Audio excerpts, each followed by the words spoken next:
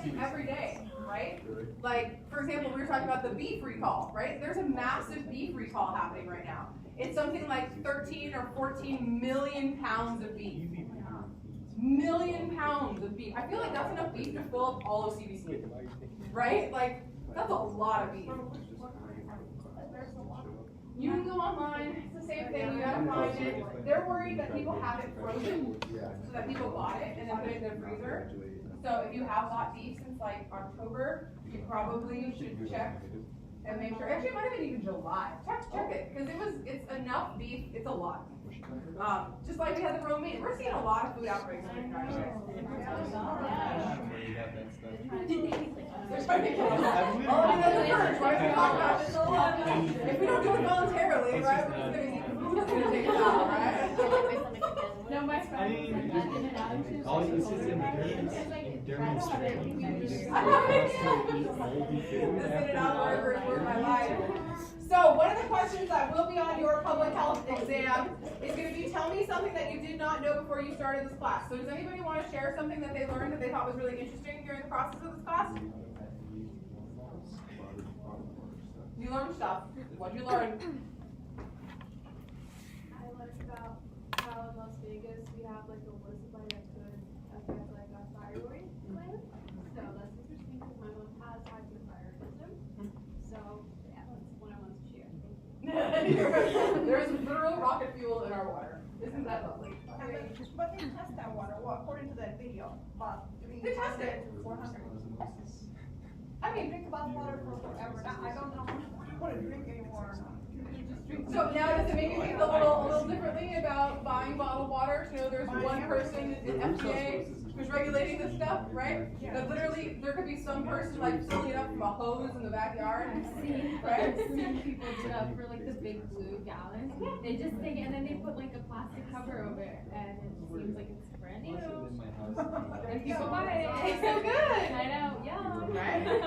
So I hope this class has made you think a little bit more about reusable materials, thinking about recycling, thinking about what ends up in our water system. It's really nice it's raining today, right? The desert's happy. But thinking about things like droughts, thinking about things like fires, thinking about the impacts of hurricanes, right? We looked at water quality and air quality and these kinds of things. Obviously, food safety is a huge thing. We live in a crazy world, you guys, and it's not going to get any better unless we do something about it. And so I hope this class at least makes you aware of these issues and how many people they affect, and how there are little changes that you can do in your life to improve public health for yourself, for your friends, family, communities, the country, the world, right? We're going to learn about some stuff today that affects everybody, right? When we talk about, for example, the trash in the ocean. Like, that's one of those, okay, you know, out of sight, out of mind, but that's something that affects the whole planet, right? And the wildlife that live in it. Do you guys know how many orca whales are left up in like the Seattle, Vancouver area? There's a very well-known pod. Did you guys hear about the orca that carried its dead baby around for almost 3 weeks? Okay, so that pod of orcas, do you want to guess how many orcas live up there? I just want to hear. You think 4? It is in fact more than 4. How many? You think of orcas, right? You think of Shamu and all these kinds of things, right? Do you want to have orcas for your kids to see? Yeah? There's 26 orcas left in that pod up there. That's it. 26 of them, and 2 of them don't look good. They have babies, and the babies die. Because especially in the Puget Sound area up in Seattle, there's a lot of chemicals that get dumped into that water, and the whales just absorb it. In New Zealand over last week, they had the second largest mass whale beaching that's ever happened. They had over 200 whales that beached themselves on these islands and died. Like they got disoriented or they were sick and they beached themselves and died.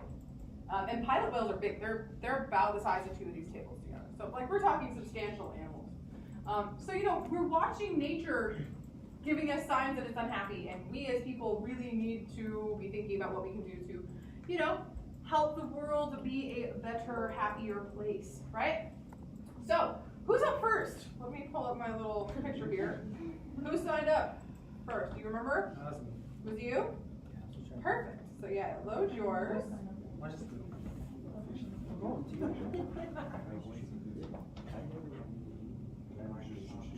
So I've got you, and then you, and then Alexis, and then Dominique, and then Eric, and we'll start there. Okay? Excited to learn? The last little bit of learning.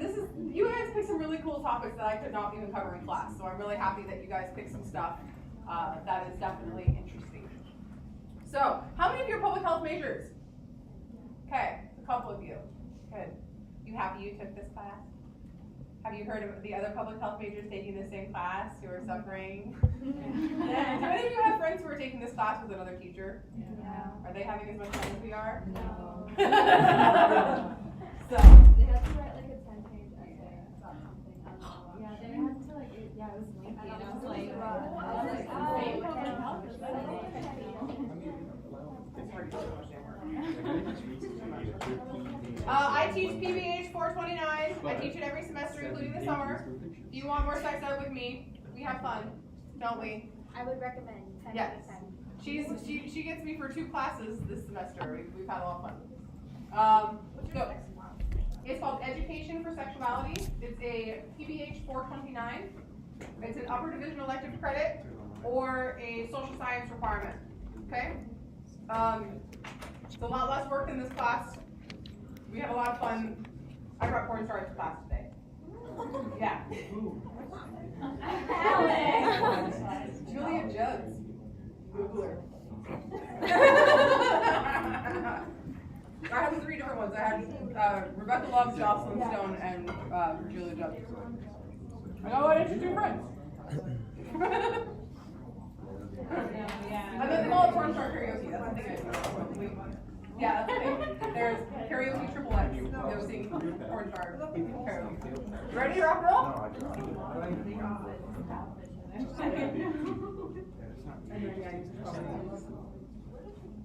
Looks good. So the test will be Thursday, 3 o'clock. Yeah, 3:10. Okay, thank you. Okay, so I expect you to be good audience members. Be respectful. Please speak between 3 to 5 minutes. Once you hit 5 minutes, I'm playing a red cup with you and you need to stop because we don't have time. Okay? Yeah, I'm just gonna throw gummy bears. You're gonna know it's time to end. There's your warning. Your gummy bear warning. You ready to rock and roll? Did you want the lights too? This is fine. Yeah, I don't want you guys to fall asleep. My topic is on concussion.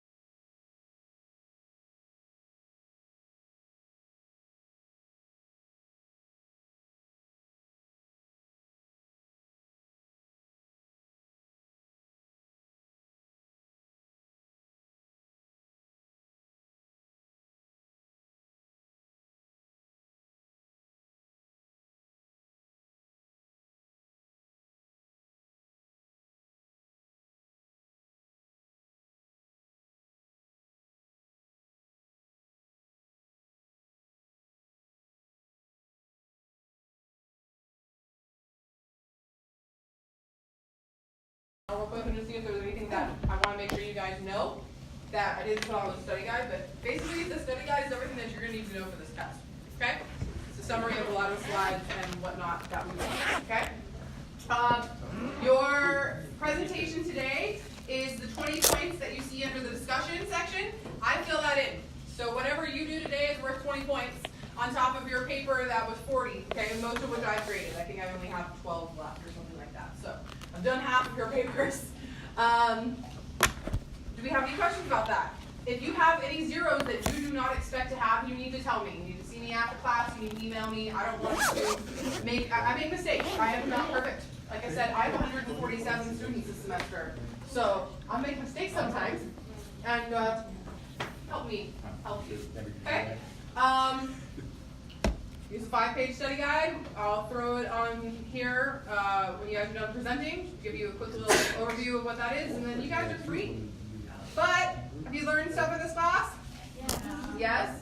So you now know what public health is, right? A lot of you had. How many of you had no idea what you were getting into when you started the class, right? Public health is a very broad topic, and for you to be able to get that information and be able to understand that it affects you every day. Right? Like, for example, we were talking about the beef recall, right? There's a massive beef recall happening right now. It's something like 13 or 14 million pounds of beef. Million pounds of beef. I feel like that's enough beef to fill up all of CBC. Right? Like, that's a lot of beef. You can go online, it's the same thing, you gotta find it. They're worried that people have it frozen, so that people bought it and then put it in their freezer. So if you have bought beef since like October, you probably should check and make sure. Actually, it might have been even July. Check it, because it's enough beef. It's a lot. Just like we had the romaine. We're seeing a lot of food outbreaks right now. They're trying to get us. Well, I mean, that's the purge, right? It's a lot of money. If we don't do it voluntarily, right, we're just going to eat food that's going to take us out, right? No, my friend. Also, this is endurance. Endurance training. Just getting out harder is worth my life. So one of the questions that will be on your public health exam is going to be, tell me something that you did not know before you started this class. So does anybody want to share something that they learned that they thought was really interesting during the process of this class? You learned stuff. What did you learn? I learned about how in Las Vegas we have like a water supply that could affect like our thyroid gland. So that's interesting because my mom has hypothyroidism. So yeah, that's what I want to share. Thank you. There's literal rocket fuel in our water. Isn't that lovely? But they test that water, well, according to that video, about They test it. 400. I mean, drink bottled water for forever. Now, I don't know what to drink anymore. So now does it make you think a little differently about buying bottled water? You know, there's one person in FDA who's regulating this stuff, right? And literally, there could be some person like filling it up from a hose in the backyard, right? I've seen people do that for like, they just take it and then they put like a plastic cover over it and it's brand new. And people buy it. Tastes so good. I know, yum. Right? So I hope this class has made you think a little bit more about reusable materials, thinking about recycling, thinking about what ends up in our water system. It's really nice it's raining today, right? The desert's happy. But thinking about things like droughts, thinking about things like fires, thinking about the impacts of hurricanes, right? We looked at water quality and air quality and these kinds of things. Obviously, food safety is a huge thing. We live in a crazy world, you guys, and it's not going to get any better unless we do something about it. And so I hope this class at least makes you aware of these issues and how many people they affect, and how there are little changes that you can do in your life to improve public health for yourself, for your friends, family, communities, the country, the world, right? We're going to learn about some stuff today that affects everybody, right? When we talk about, for example, the trash in the ocean. Like, that's one of those, okay, you know, out of sight, out of mind, but that's something that affects the whole planet, right? And the wildlife that live in it. Do you guys know how many orca whales are left up in like the Seattle, Vancouver area? There's a very well-known pod. Did you guys hear about the orca that carried its dead baby around for almost 3 weeks? Okay, so that pod of orcas, do you want to guess how many orcas live there? I just want to hear. You think 4? It is in fact more than 4. How many? You think of orcas, right? You think of Shamu and all these kinds of things, right? Do you want to have orcas for your kids to see? Yeah? There's 26 orcas left in that pot there. That's it. 26 of them, and 2 of them don't look good. They have babies, and the babies die. Because especially in the Puget Sound area up in Seattle, there's a lot of chemicals that get dumped into that water, and the whales just absorb it. In New Zealand over last week, they had the second largest mass whale beaching that's ever happened. They had over 200 whales that beached themselves on these islands and died. Like they got disoriented or they were sick and they beached themselves and died. And pilot whales are big. They're about the size of 2 of these tables together. So we're talking substantial animals. So we're watching nature giving us signs that it's unhappy, and we as people really need to be thinking about what we can do to, help the world be a better, happier place, right? So, who's up first? Let me pull up my little picture here. Who signed up first? Do you remember? That was me. Was it you? Perfect. So yeah, load yours.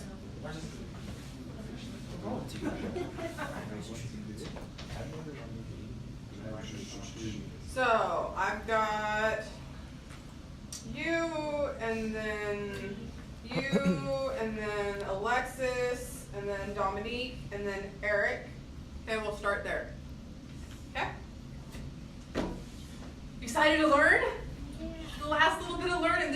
You guys picked some really cool topics that I could not even cover in class. So I'm really happy that you guys picked some stuff that is definitely interesting. So, how many of you are public health majors? Okay, a couple of you. Good. You happy you took this class? Have you heard of the other public health majors taking the same class who are suffering? Yeah. Do any of you have friends who are taking this class with another teacher? Yeah. Are they having as much fun as we are? No. So. They had to write like a 10-page essay about something. I don't know. Yeah, they had to it was lengthy, and I was like,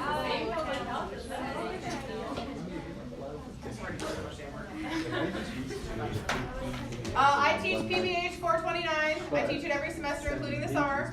If you want more sex ed with me, we have fun, don't we? I would recommend 10 Yes. out of 10. She gets me for 2 classes this semester. We've had a lot of fun. So it's called Education for Sexuality. It's a PBH 429.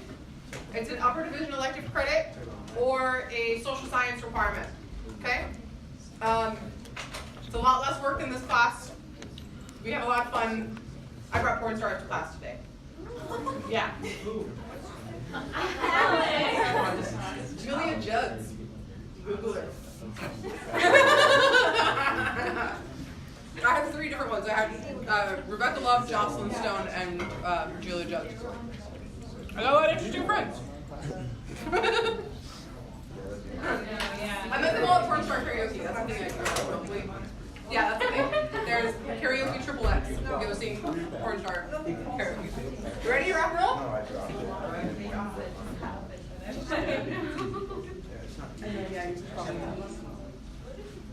Looks good. Is there a video? Thursday, thank you.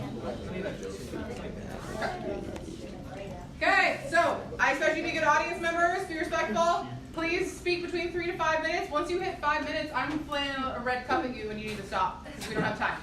Okay? Yeah, I'm just gonna throw gummy bears. You know it's time to end. It's your warning. Your gummy bear warning. You ready to rock and roll? Did you want the lights here? This is fine. Yeah, I don't want you guys to fall asleep. My topic is on concussions. Introduce yourself. My name is Shane Sonoy, and my topic is on concussions. Concussions are also known as a mild traumatic brain injury, or MTBI. They are an impact injury to the head and its neurological structures. There are 3 main types of mechanisms of injury for a concussion. From least to most severe, the first one is a coup. It is when a fast-moving object impacts the skull, which causes a brain injury on the same side. So in the example, the skull is getting hit on the left side of her skull, so the brain injury will be on the left side, the parietal lobe. The more severe one is called a counter coup. This is when a moving head strikes an object of large mass, providing no give on the head. The example is the diver. So when this happens, the acceleration of the brain is actually on the opposite side So if you hit your frontal lobe, the impact will actually be on your occipital lobe. And then the most severe is called a rotational injury.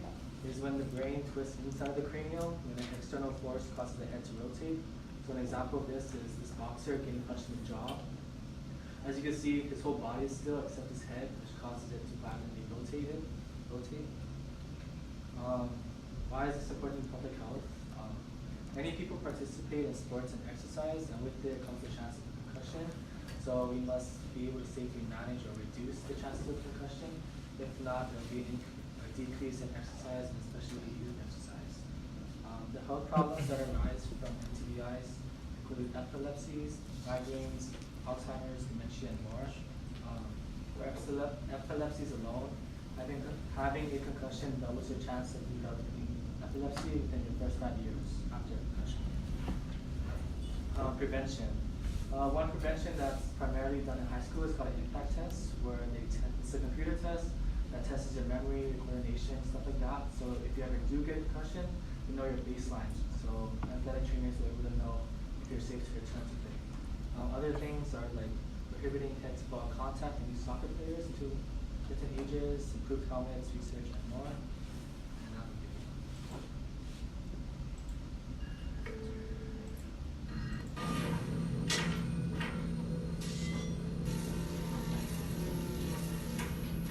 Since we started from a clean sheet of paper with this helmet design, we have had to rely on extensive testing and computer modeling. We have the impact absorbing layer, which consists of columns or filaments. During deformation, these rods deform and eventually buckle. They move omnidirectionally. They can respond to impacts from any angle and any location. We wanted a helmet that deformed locally at the impact location. The helmet fits extremely well. The pressure is uniform. It's going to result in more safety. This is a multi-layered, highly engineered solution, and it will make a difference.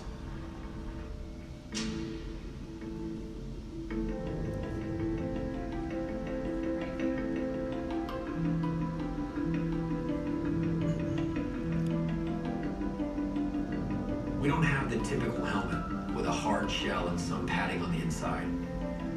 We can reduce acceleration. We can make a difference, and it's because we've come about this in such a profoundly different way. Vices. So that's just an example of prevention, or not really prevention, because no helmet can completely stop the concussion, but this is just an example of me testing to reduce the chance of getting concussion or lessening the severity.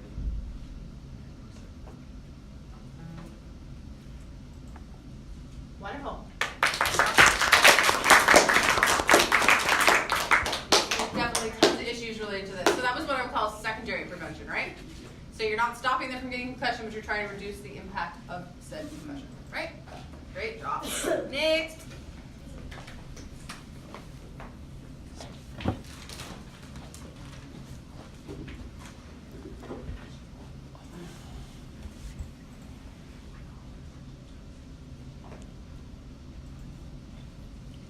So I did my presentation on the progressive battle between technology and relationships. This is a very big public health issue because human social interaction is something very important towards mental health, and I believe is needed for mental health. And I wanted to mention, I feel like whenever we talk about something toward mental health in this class, we always go to the basis of the problem to find out what actually caused it. So I wanted to use philosophers and their ideas and their knowledge to get to the root of the issue. So one of them was Mortimer Adler. He wrote a book called How to Think About the Great Ideas, and each chapter would be how to think about love or how to think about relationships. But I decided to pick the chapter How to Think About Beauty. Because I believe human social interaction is something very simplistic and beautiful in life that we don't actually acknowledge. How she always talks about looking up, like instead of on your phone when you're walking and stuff. So in his chapter, he talks about how beauty and goodness is something that we get mixed up because they both bring us pleasure in life. So for, like, in this case, something beautiful would be, again, human communication, like face-to-face, and something good would be, like, using your phones to call them, text them, or talk to them over social media. And the side effect of this is blindness because they both bring us pleasure, so we're kind of blind to the fact because we don't know, like, which one, how to differentiate them because they both bring us pleasure. So a prime example of this was my favorite toy, Webkinz, when I was little, and it came with like its own access code to like the online world of Webkinz. And I started realizing, or not me, but most of my parents started realizing that was kind of dangerous because like I'd spend time with my computer and like my stuffed animal online instead of with them like outside and hang out with them and talking to them. That got them frustrated. But then my mom was talking about, I thought it was funny, she was like, my favorite toy when I was little was this like box with a rock inside of it, and that's like people bought that, like that was their toy. And then now you see kids playing with their toys and it's like, they literally have like Musical.lys and Instagrams and all this stuff, and like they're all getting caught up in that. But I think like manufacturers realize that, and like this was like the big transition into that. Like phones weren't, tablets weren't, but this was like, because it was sort of like my version of social media back then. So I kind of did like my own type of study. Oh, then also I forgot this, didn't include. But I thought it was interesting because there was this professor from Iowa State University, and he did a study himself by like looking at the diagnosis of gambling addiction and comparing it to that of like boys ranging from 5 to 12 using video games. And they all had like pretty much the same effects, and one of the side effects was actually social phobia, and it was because you're spending more time with like, I mean it's not like social media, but you're still spending more time with your computer rather than like growing up talking to people. So when it comes time to like actually like having to go out in the real world, like then they're like not really used to it.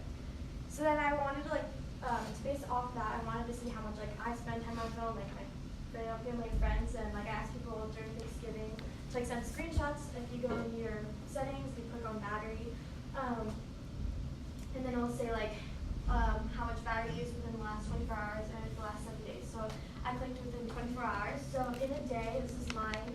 It's kind of sad. I have my top 3 is Instagram, Snapchat, photos, and 2 of those are social media, and another one is photos, which is probably looking for the photo I'm gonna post. But so 40% of my battery in the 24 hours was used on Snapchat, and 15 or Instagram, and 15 was used on Snapchat. So if you do 15 plus 40, it's 55. So 55% of my 24 hours, which is around 13 hours, was used on social media. And then if you add that towards, like again, photos, like that's just like kind of sad. So it was like, I woke up, like there was like a wake up kind of realization moment. And then if you look on here, again, like Instagram.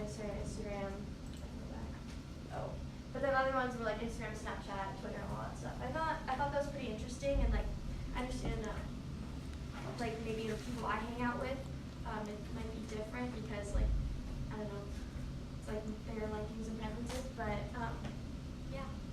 What do you think we can do to prevent this? Oh, we can do, I think just being more aware, because honestly, like, again, blindness of pleasure, like mixing up goodness and beauty, just like doesn't allow us to see the fact that we are on our phones most of the time, or on TVs, Netflix, whatever. So if we're just more aware of the fact, and again, just paying more attention to people around you, and like building more relationships, or building on top of relationships you already have, then that's, yeah. All right. Wonderful. Thank you. Next.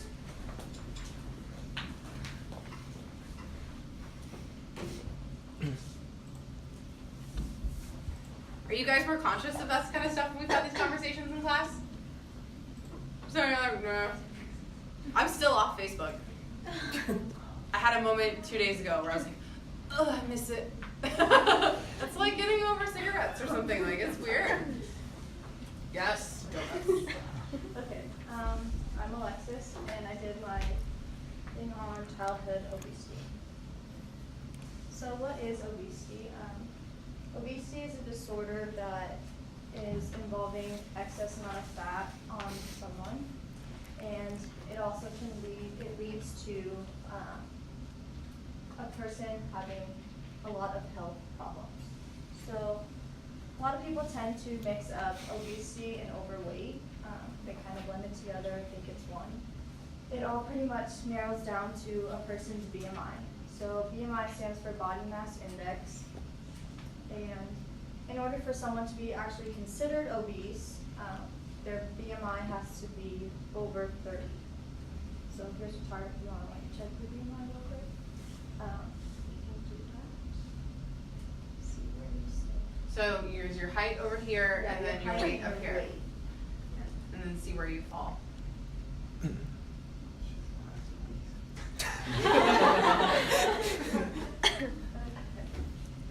So causes of obesity. I think one of the main things is parental guidance and influences. Obviously, if a child sees their parent eating a donut or a bag of chips, stuff like that, the child will obviously want to follow that. Another big thing is physical activity.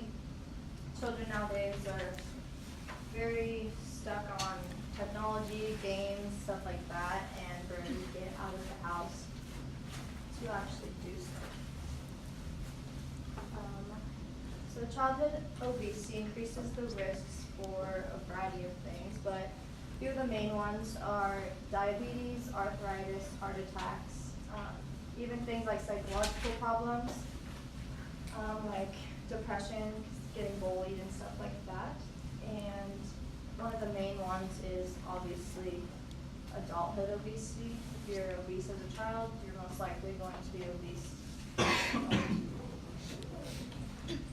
And what we can do to prevent this, one of the main things I feel is just parents being more aware of what they're feeding their children and showing them what's good to eat and what's not. Just being better role models, pretty much. And another thing we could do is, I put unplug your kids, so limit their game time and stuff like that. There's actually like technology now that you can put on like Wi-Fi's and stuff, that you can set a certain hour on like how long you want your child to be on that game or whatever, and then it'll shut off after they've exceeded it. So I think that's pretty cool. And just getting them out of the house and physically active, I think would help a lot. Oh, and also, if you keep good food in your fridge, you'll eat good food. So if parents start buying good food and good snacks for their kids to eat, they're gonna eat right. So yeah. I really like the your body, your choice with the food. Yeah, fascinating. My little garden at UNLV garden is like popping right now. It's crazy how much like kale and lettuce and the peas are like crawling up the thing. It's so cool. So when you grow stuff, sometimes you want to eat it too. Yeah. Who's next?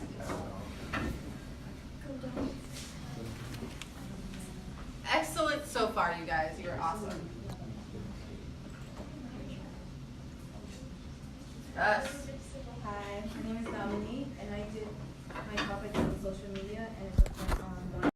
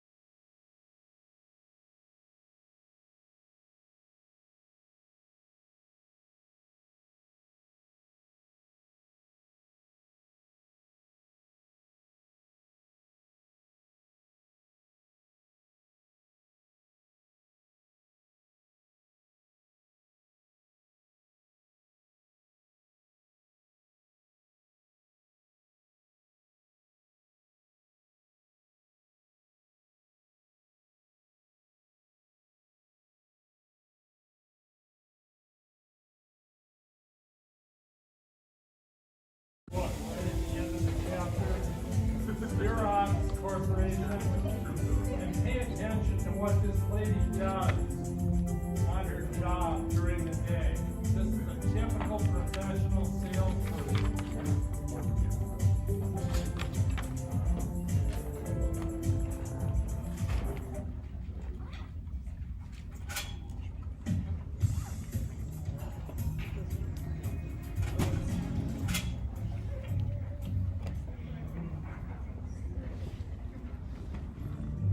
It is the integration of our people, our world-class technology, and our services that allow us to provide full solutions to our customers.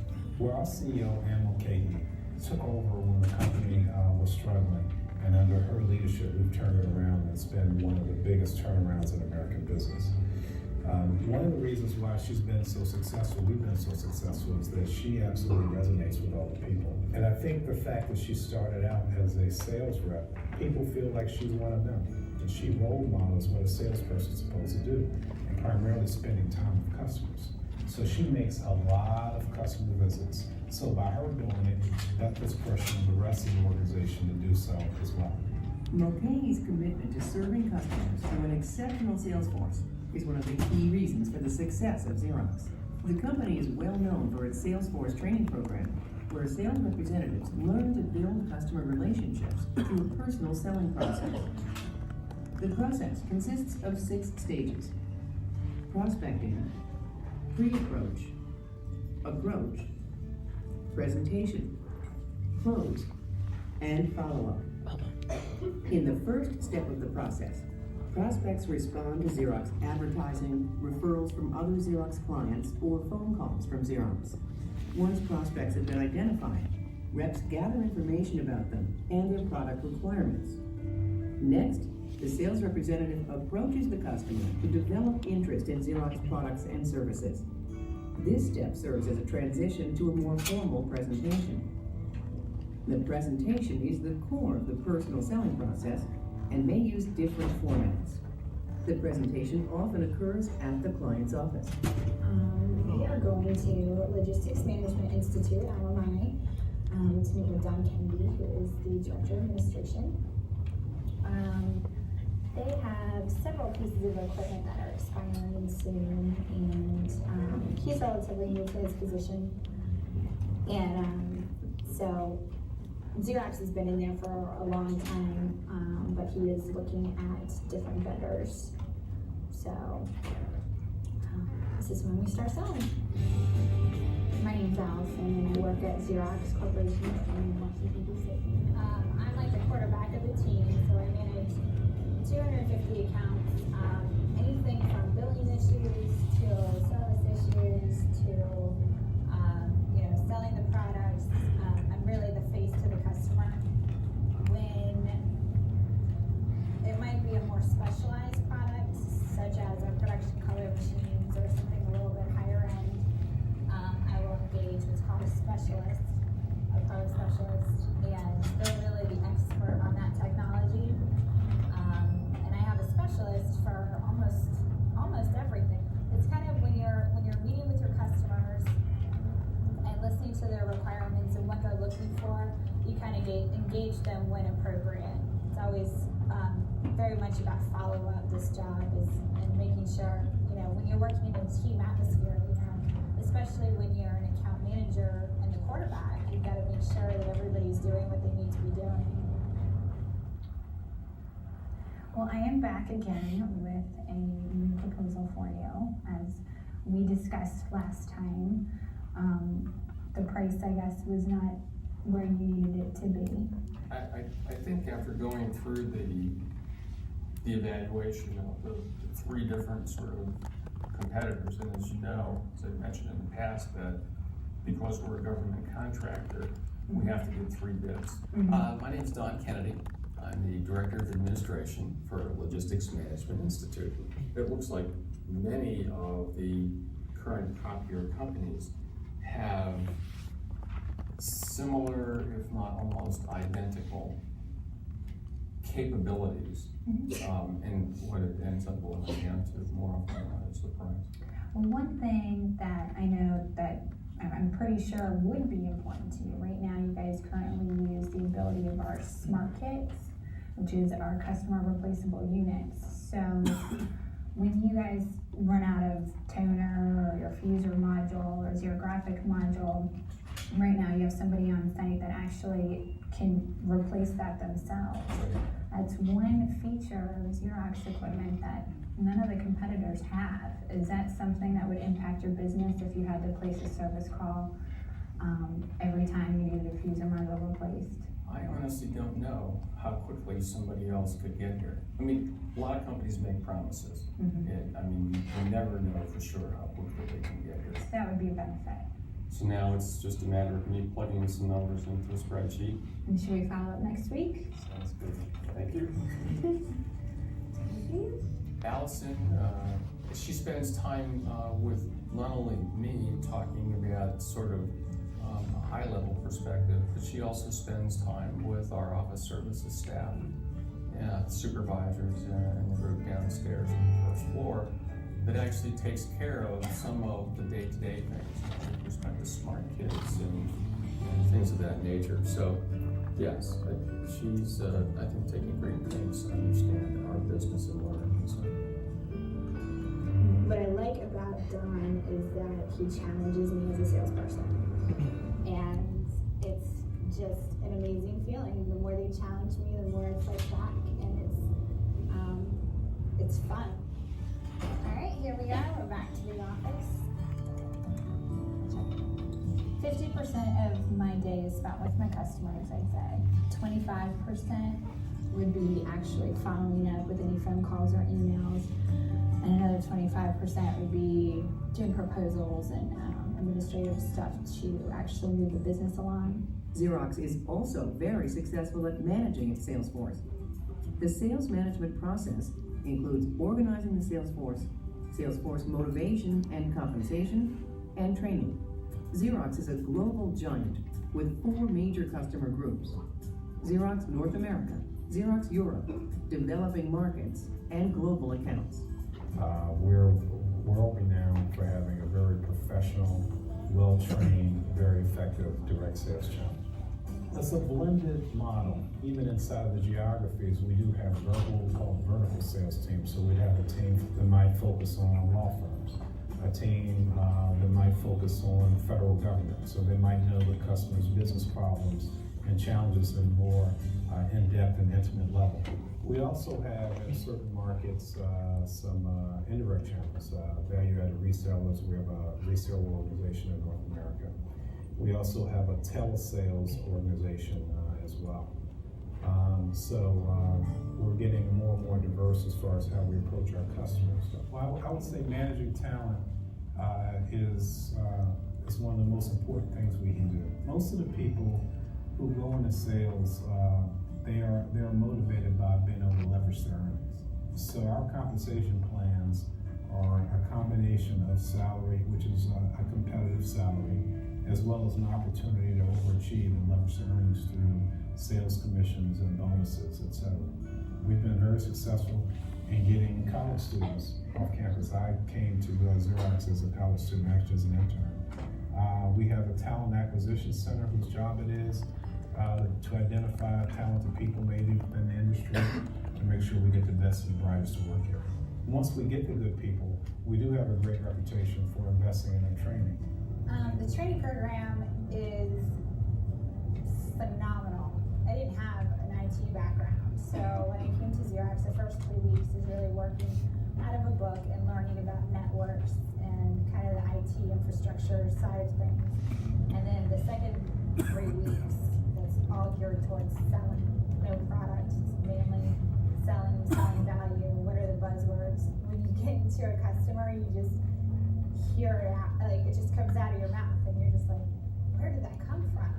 I think because you practice it so much and it's very interactive that it's almost like you're a machine when you walk in and out of your sales calls, like it just comes out so naturally.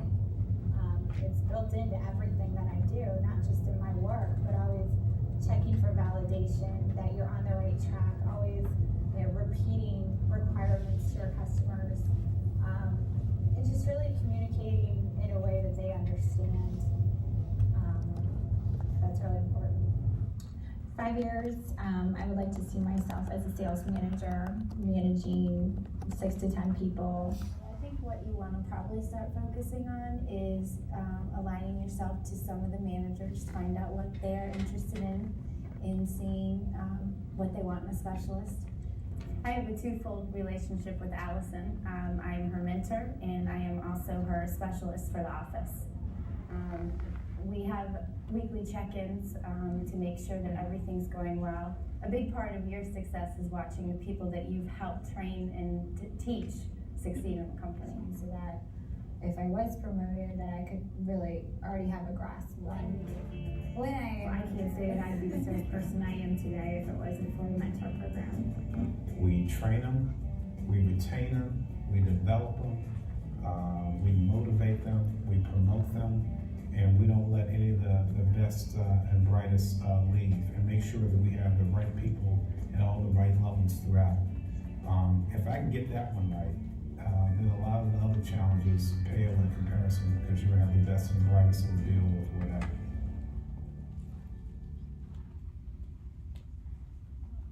Comments? The lady in the first part of the video, Ann Mulcahy, she was CEO. She started in sales. She's one of these Fortune 500 CEOs that started in sales and worked all the way up to CEO. She's no longer CEO of the company. Currently, the CEO is a female engineer. Also, he mentioned that it's kind of a blended organization, at least in Washington, D.C., where they have the specialists in the same office as the geographic salespeople. So you can mix and match those concepts around. And again, the idea is, if the regular salesperson can't handle it, then there's a specialist that's an expert on the product or an expert on the customer to help out. Okay, anything else on the video? Quickly, current events. Does anybody have one? One current event? This has been a lean semester for current events. Okay, next word. You have one? I said no news, good news. No news is good news? Maybe you could give us 30 seconds on the strikes in France. It's about, basically it's about gas prices. Okay, and why did they impose the increased tax on diesel? What's the real reason behind it? It's about pollution, but it's not about gas. Pollution? And is this a urban versus rural confrontation? Yes. Where the people in the cities don't much care and the urban or the rural people do? Because basically the diesel is used for the farming mostly than using the urban side. Basically over there it's like it's basically the only thing in that's like $8 a gallon. Yeah. Quite a bit higher than in the U.S. You could argue that some of the 2016 election in the U.S. was the same thing. Coastal versus central part of the country. The elites in Hollywood and New York City. And the hayseeds in the middle of the country. Well, guess who won? The hayseeds. There's also a similar situation in Thailand. And the people in France wear yellow shirts, right? Yellow jackets. And in Thailand they wear either red shirts or yellow shirts. And competing factions, and they've had riots there. And again, it's a rural versus urban type of confrontation. This doesn't have anything to do with marketing, but as long as you're here, I thought I'd let you explain that to people. The news media doesn't do a very good job of this. They just show tear gas on the streets of Paris, and people aren't going to want to go to Paris on vacation and all that kind of stuff. Okay, next, let's go to the study guide. I'm not going to go through every item. But if you have any questions, here's your chance. But again, this is sorted by topic. Retailing. The lecture material is more important than the book material. Chapter 16 is a bad chapter, and that's because retailing changes every day. There's always something going on in retailing. so it's very hard to write a book chapter about retail. Okay, are there any of these things that you have a question about? Yeah, okay. IMC and advertising. Really, the next section of the book, chapters 17, 18, 19, are really meant to be read together. You have a question on retailing? Yeah, the relationship of consumers and real estate. The fact that all retailing is part of a retail, or is part of a real estate development. And all these projects that you hear about, like downtown Summerlin or the district, or condo developments that have a Whole Foods in the building, it's all a combination of retail and real estate. Now, there are some real estate projects that don't have any retailing, but oftentimes they do. So the real estate people are interested in things like, how much does the land cost? You know, how do we get access from the freeway? And then the marketing people are interested in, would anybody want to shop in that type of a store? So there's a consumer behavior part to it and an economics part that goes with the real estate. And the Mall of America, which is the video we saw, is kind of the ultimate version of that. It's a massive real estate project, but it wouldn't work if people didn't want to shop there. Okay, questions on that? Okay, advertising, IMC, and so on. Chapters 17, 18, 19 really are meant to be read as a group. It's sort of one big topic. It's all promotion. So, is there anything in there that strikes your fancy? Chapters 17, 18, and 19. Okay, the Fallon video is in there. We didn't do the Fallon video. That's not on the test. Question? Yeah, I was just thinking maybe you could probably go over like the message strategies, four major messages. Okay, the message strategies are humor, fear, emotion, and what's the other one? Can't remember. The whole idea in humorous appeals, and the humorous appeals are by far the most common. But a problem with humorous appeals is after you've heard the joke once or twice, it isn't funny anymore. One now that's constantly running on early morning TV is where the guy throws his wallet into the harbor in front of the Statue of Liberty. Well, that was funny the first one or two times you see it. But then after that, it wears out. They call that wear out. Fear appeals try to scare you into a behavior change, like if you smoke, all this bad stuff is going to happen to you. A lot of that gets into social marketing, advertising of political candidates, but even things like having your credit card information stolen. And the idea in fear appeals is you want the fear appeal to be strong enough to get people's attention, but not to scare them terribly. And then you should also offer a resolution to that problem. Sex appeals is the one I forgot. And that's the Carl's Jr. approach, or the Miller cat fight ad. By the way, has anybody viewed that on YouTube? Yes. What did you think? Well, it was written from a man's perspective. Yeah. The funniest part is the last 10 seconds. And it's two guys fantasizing about this cat fight. And then at the end, they go to where they really are, in a bar with their girlfriends. So it's two guys and two girls. And the girls are looking at them like, you pigs. You know, how did you come up with something like that? It's their fantasy. Two girls to make out in the end. Yeah, it's their fantasy. Anyway, it's a very famous ad. Very controversial. 2003 Super Bowl ad. Or was it 2005? I don't know. Okay, so then the fourth type of message strategy is emotion. And you could include guilt within that. Anytime you see babies, dogs, cats, grandparents, stuff like that, that's an emotional ad.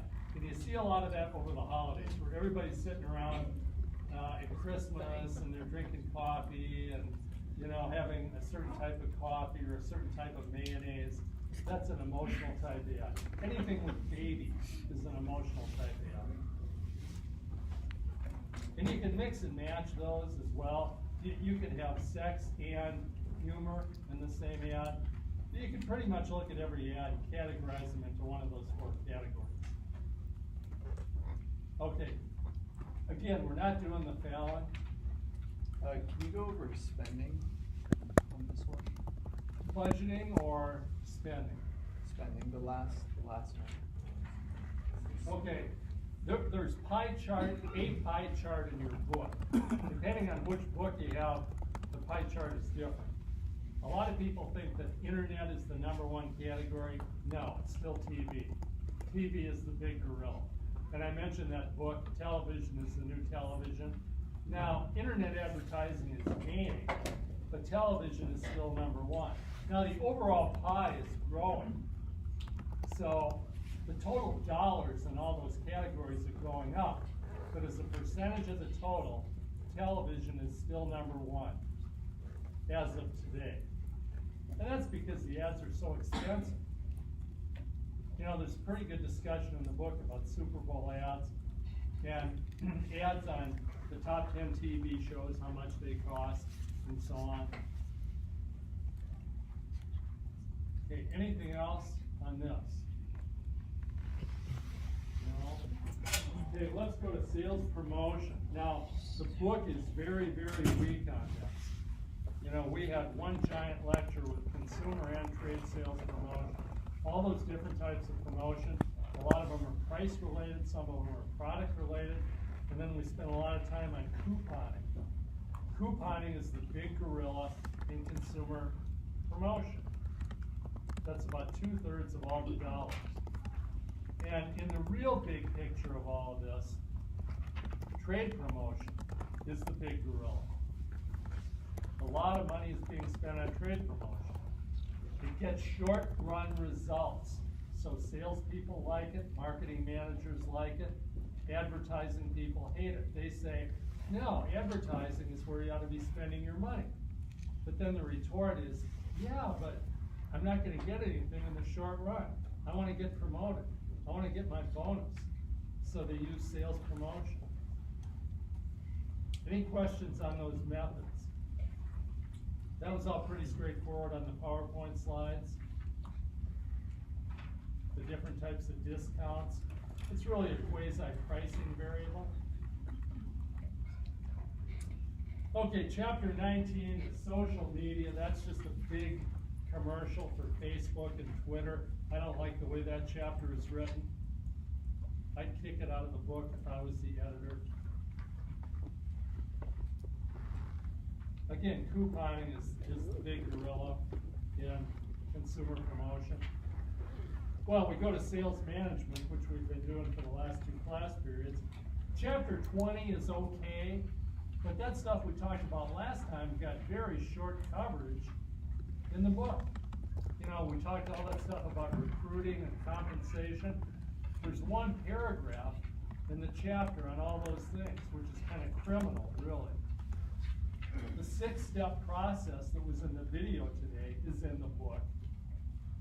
You go through this process, and again, a lot of people think after the sale is made, that's the end of the story. But no, there's got to be follow-up on that too. And a good salesperson will follow up with the customer and resolve any problems that they have. And we saw the video today, the Xerox video. Okay, in chapter 22, what we're going to do today, or I'm sorry, we've got e-commerce in there.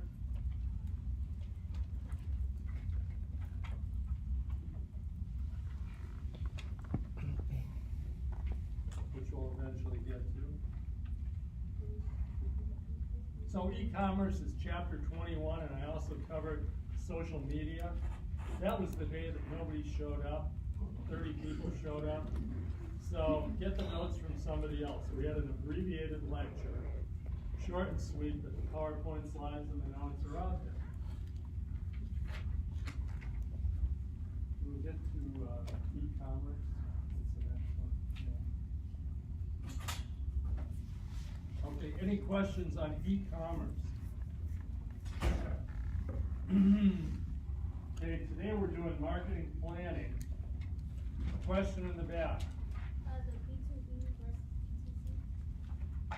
That's consumer e-commerce versus business e-commerce. Business to business, business to consumer. So what you're all familiar with is B2C, business to consumer, where you buy online, and there's other ways to do it, but that's what you're most familiar with. And of course, the major conclusion is that B2B is 4 to 5 times as big as B2C, which is surprising to some people, but that's because in B2B you have these big orders that are periodic rebuys, where in B2C, it's onesie twosies. You buy an airline ticket, you buy a book, you buy something online, $100, big deal. You know, in the auto industry, they're buying $1 million of something at a time. Okay, today we're going to do marketing planning, relatively straightforward PowerPoint presentation. I'll try to keep it simple. Chapter 22 is again a bad chapter. Some of the stuff that's in there could easily be kicked out. The author that wrote that chapter is now retired. His name is not on the book. But he's in love with these diagrams that are in chapter 22. And he builds it around General Mills, which is a big consumer products company. And they talk about research and product market grids and so on. I'm going to give you a little bit different version of that today. So any other questions on the study guide? Oh, I'm sorry. Can you go over the scope of B2B?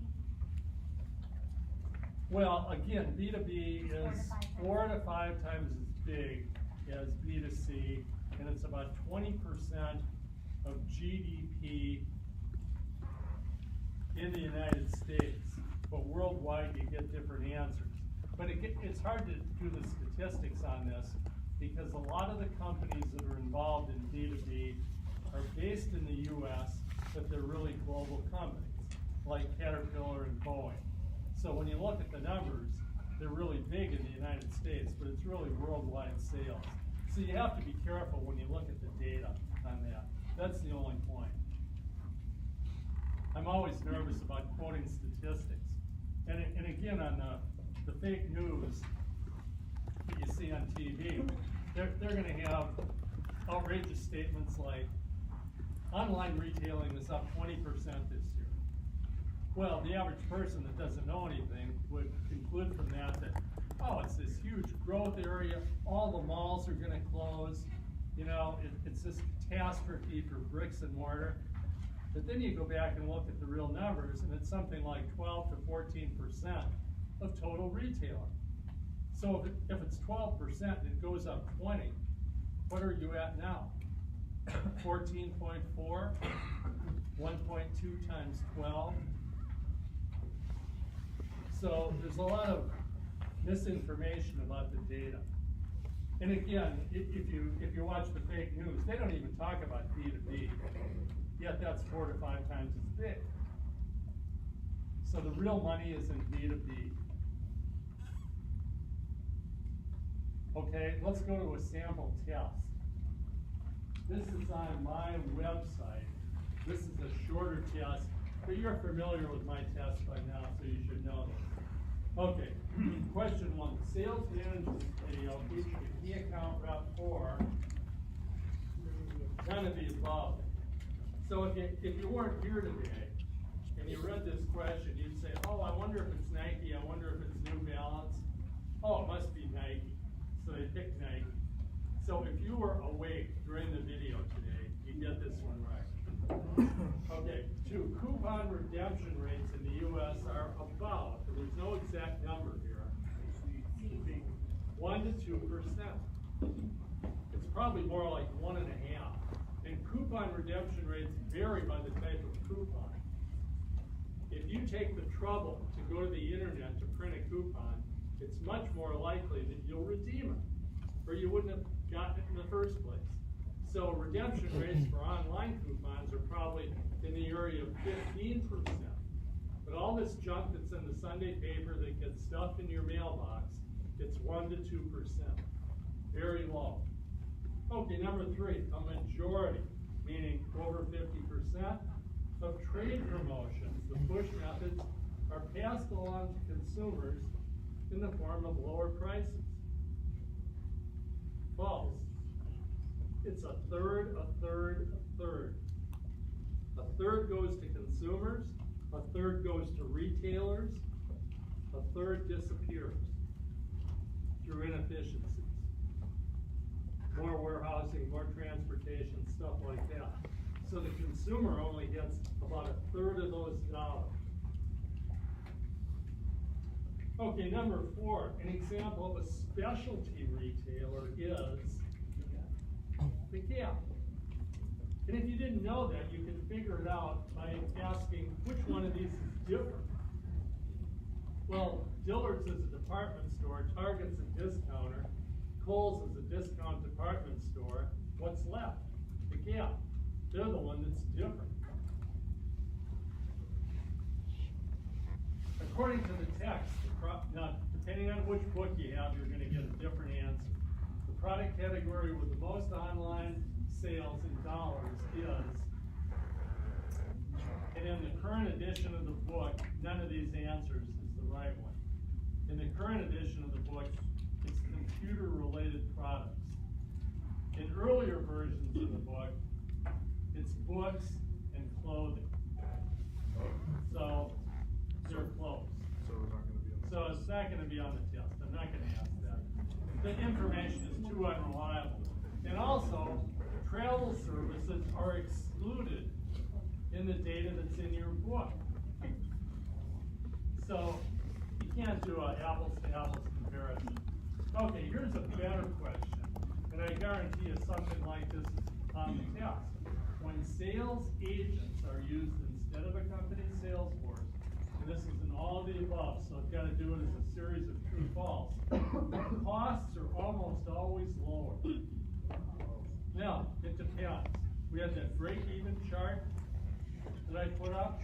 They're sometimes lower, sometimes higher. Costs are mostly or all variable.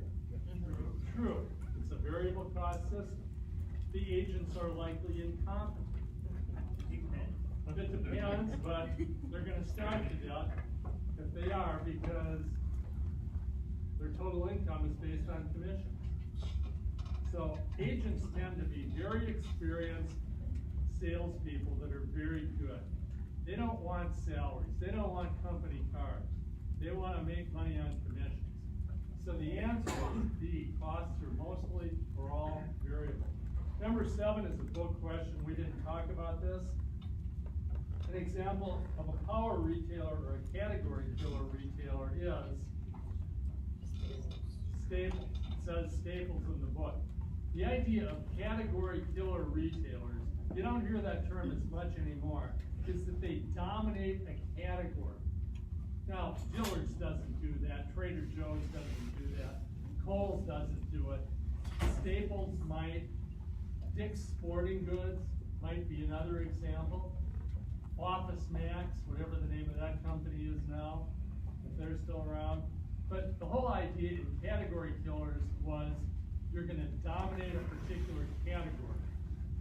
Sunglass Hut might be one of them, even though they're a relatively small company. Power retailers and category killers are roughly the same thing. Out in Henderson, there's a street called Power Center Drive, and it goes into a power center. That's a small shopping center that's anchored by a category killer or a power retailer. Kind of an obscure term, we didn't go into that. Okay, number 8, I see it's a 2 of the above, so again we've got to do a series of true-false. Retailing formats show the following patterns. Department stores are getting larger. False, they're getting smaller. supermarkets are getting larger. True. Discounters use several formats, like Walmart, your Target. True. So the answer is 2 of the above.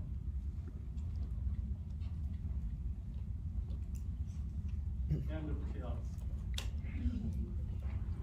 Okay.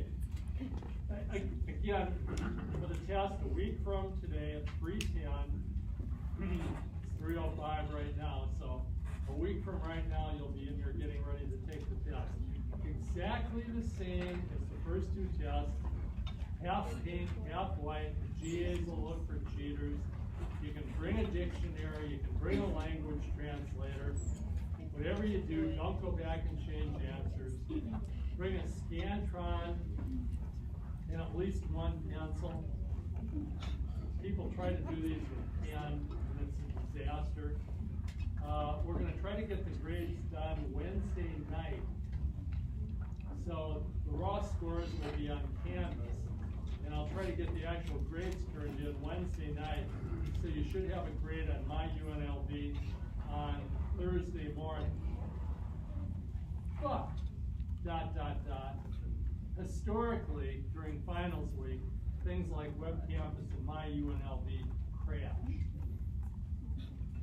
because they're poorly designed. Now, they just did a my UNLV upgrade here a couple weeks ago, so I'm expecting a disaster. It always happens with the IT people at UNLV. They come up with some gee whiz new product and it doesn't work. And I don't know why they did this right before finals, but this is setting up to be a disaster. So if you don't have your grade by Thursday morning, that's the problem. Last semester, it slowed to an absolute crawl during the middle of the week, where it would take 5 minutes to post a grade. You know, because everybody was using the system all at one time. You'd think they'd planned it. Okay, any questions on the test in general? So you still said 50 questions. 50 questions, 2 points each. Read the question, take your answer, don't go back and change answers. Yes? It's not cumulative, right? No. All right, 17 to 22? 16 through the end of the book. And again, 16 is a relatively weak chapter, 19 is a relatively weak chapter, 22, what we're going to cover today, is a relatively weak chapter. There isn't as much material for this test as there was for the last one.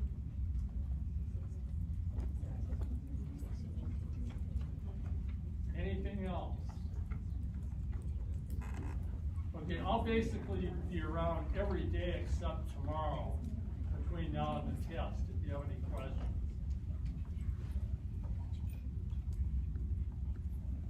If you were to miss the test, you'll get an incomplete.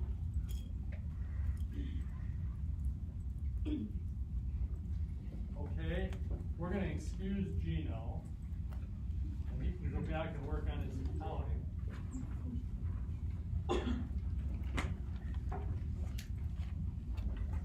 Let's see if he takes it.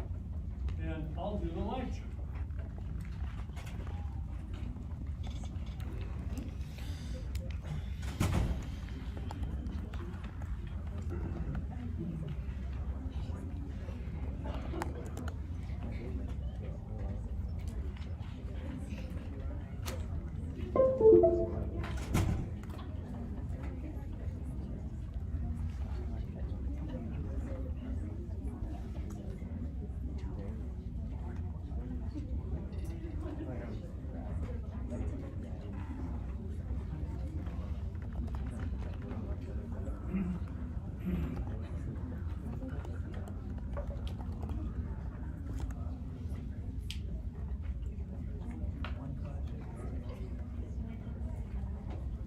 Now I'm going to give you sort of the short version of the story here.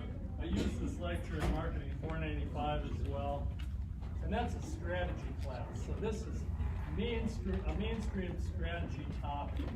In here, you know, it's a little more peripheral.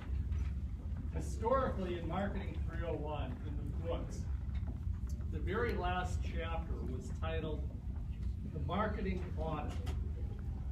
An absolutely dreadful topic for dreadful material. Well, these days it's been replaced, and I'm not sure what the title of your chapter 22 is, but it's roughly marketing planning. But the problem is, again, the person that wrote that chapter is into all these confusing diagrams, and there's actually material in chapter 2 of the book that should be in chapter 22.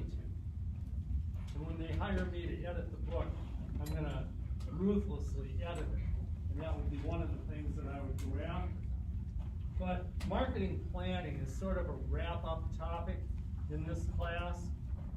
And the first question you should ask is, what's the rationale for marketing planning? And you can even ask, what's the rationale for any type of planning? Do you have a career plan?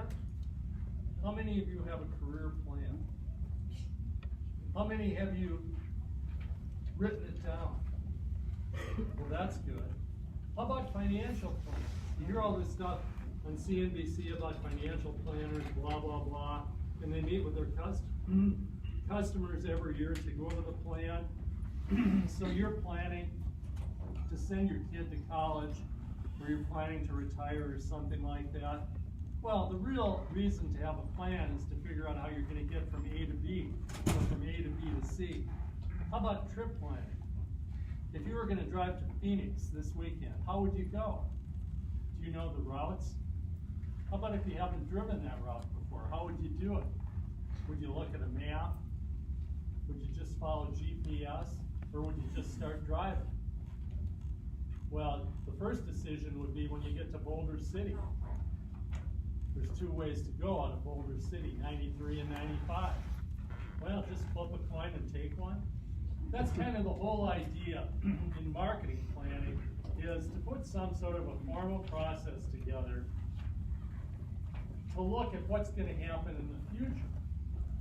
An audit, on the other hand, looks at what the current situation is. It's a snapshot in time of your marketing practices. Now, all of you that are in accounting know about audits. Well, here we're just going to audit marketing. We're not going to audit the financial statements. We're going to audit marketing, and we're going to see where we are right now so that we can project that into the future, much like a financial plan. If you went to a financial planner, the first thing they do is do an audit of your current income, assets, liabilities, expenses, and so on. And then they try to figure out, well, in 5 years we can get you to a point where you're better off. So it's the same idea in marketing. You start with an audit, which looks at the situation as it currently is at any one point in time, and then we're going to look ahead. Plans are forward-looking. General Eisenhower during World War II, and he later became president, not quite as beloved as Bush 41, if you've been watching the news, but Eisenhower was a military person that became president, and he had a famous saying, and in marketing planning circles they always use this, and he said, plans are nothing, planning is everything. Or maybe it was the other way around. Planning is everything, plans are nothing. Meaning, it's the process that's important, going through the planning process, where you have to sort through some of these issues. The document itself isn't that important. Now, I guess I would disagree with that to some extent. I think it should be written, and that's one of the issues here. And also, if you went to a financial planner, they would prepare a document for you. And by having a document, you can use that then to go back and check to see how you're doing along the path of the plan.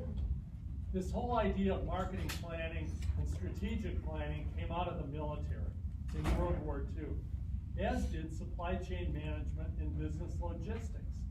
There's lots of analogies between the military and various types of business strategy. Okay, details of the planning process. Who does it and where? Well, there's basically 2 or 3 choices that you have here. You can have staff planners within your own organization that do the plan. So these people have a business card that says plan on it. What do you do? Well, I plan. Well, what does a financial planner do? Oh, I plan. I saw a custom license plate. I plan for you. Shorthand. Well, you know that person's a financial planner. So that's their job. They're a planner. These people tended to be MBAs or maybe even PhDs, and were all the rage during the 1970s. So you start at a fairly high level in the organization, and these people sit in an office tower, totally removed from the marketplace, and come up with these esoteric plans. You know, it's grad school type stuff. Well, at the high watermark, General Electric, which was doing very well at that time, now they're basically in the tank. They had 350 staff planners. And a new CEO came in, and they showed him the planning department, and he said, what do these people really do? And he was told, oh, they plan. And long story short, he fired all of them.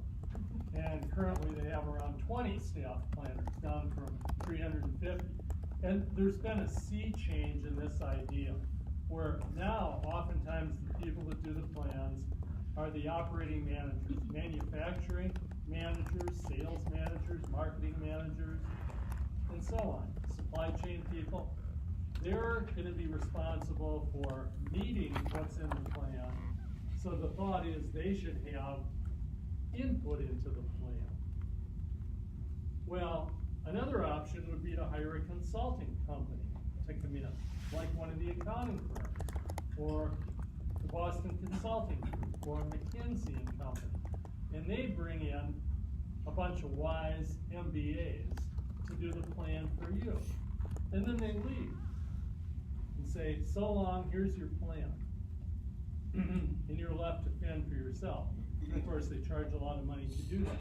But if you don't want to go through the planning process, if you want to disregard what Eisenhower said, you can hire a consulting company to do this. Now, I've got a picture of Reagan up here. Who did Reagan use as staff planners? Is anybody old enough to remember that? It was a big joke at the time. It was actually Yancey, astrologers. Reagan used astrologers. If you read the Bible, they talk about astrologers and wise men that made forecasts. They were the economists of those times. And what happened to the wise men if they made a bad forecast? Yeah, they had to take the back route to get out of town in a hurry. I think they should do that with economists now. When economists make bad forecasts, I think they should throw them into a dungeon.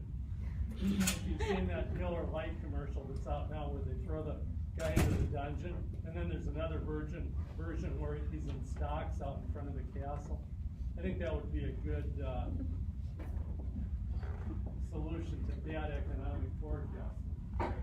Okay, top-down versus bottom-up planning reflects the same thing. And where do you do it? Well, you could do it in Las Vegas at the end of CES or at the end of a sales meeting or something like that. The idea is to get everybody together all in one place and do a plan. Take their phones away, lock them in a room. One day you do a plan. Top-down basically means you start at the top of an economic forecast, the VPs weigh in, and then it filters down to the bottom level. That's the way it used to be with the staff planners. Now it's much more bottom-up, where you start at lower levels of the organization and aggregate the plan. Maybe each salesperson is part of the planning process, and then the district manager is part of it, and the region manager is part of it, and so on. So it's a build-up process. Okay, the time horizon. Short run, medium run, long run. It depends on the industry. It depends on the company. Probably the most common type of a plan is a 1-year plan. But you could do a quarterly plan, you could do a 3-year plan, a 5-year plan. the longer the time horizon, the less accuracy you could expect, because things are gonna happen between now and then that you hadn't considered. So if you're in a fast-changing industry, maybe a short-run plan is 6 months and a long-run plan is 2 years. And typically firms will also roll over the plans, where every year they'll do a 1-year plan, and then periodically they might do a medium-run plan. But it's very situational. Okay, should the plan be in writing? Well, yeah, despite what Eisenhower said. I think it should be in writing, so then you can go back and use it to see how you're doing. You should have a career plan, and you should write it down. And then 5 years from now, you can go back and say, well, I didn't meet my plan. What happened? Well, I got married, I had children, I moved, my parents got sick, something like that. But are you on track? And the financial planners are real good at this. You know, they're planning for your kid's college education before you even have a kid. So they're looking out 20 years on this. Here's how much money you need for a private school education 20 years from now. That type of thing. Okay, and contingency planning is the last one. This was always recommended, but nobody got very excited about it until 9/11. And then all of a sudden, even companies here in Las Vegas were hit with the reality that the world had changed. Remember, there were no airplanes in the sky for almost a week after 9/11? What would that do to Las Vegas if they had totally shut down the airways? That means all of your customers have to drive or come on a boat from Asia and then drive to Las Vegas from California. What would that do to your business? Virtually every business has got something that could blow them out of the water. Maybe it's interest rates, maybe it's the price of oil, maybe it's a war. Well, how do you plan for that kind of stuff? Very difficult. But the idea in contingency planning is you do it ahead of time, so if it actually comes to pass, you've already decided what you're gonna do. So if the price of gas in France goes to $8 a gallon, what are the retailers gonna do? You know, hopefully they've thought of that. And that's the idea in contingency planning. Or maybe you do an optimistic scenario, a pessimistic scenario, and maybe a middle range plan. But the whole idea is to plan for it before it happens. You know, at the individual level, what if your house burned down? What would you do? Do you have a plan? How about these people in Paradise, California? They don't even know where they're gonna go. They don't have any records. They lost them all when their house burned. They should have had backup records. At least if you had records and bank accounts and things like that, you might be able to recover. So that's contingency plan. Any questions so far? Okay. Next, the contents of the plan. These are some of the basic things that would be in a marketing plan. And there is a marketing plan in the appendix to chapter 2. It should be at the end of the book, chapter 22. So typically you see the environment. And that doesn't have anything to do with air pollution. It's what's outside the organization. It's things like government policies and interest rates, maybe the price of oil. Tariffs now would be a big deal. Nobody saw that coming 2 years ago. So the environment. And then because it's a marketing plan, lots of stuff on products and markets. Products and markets.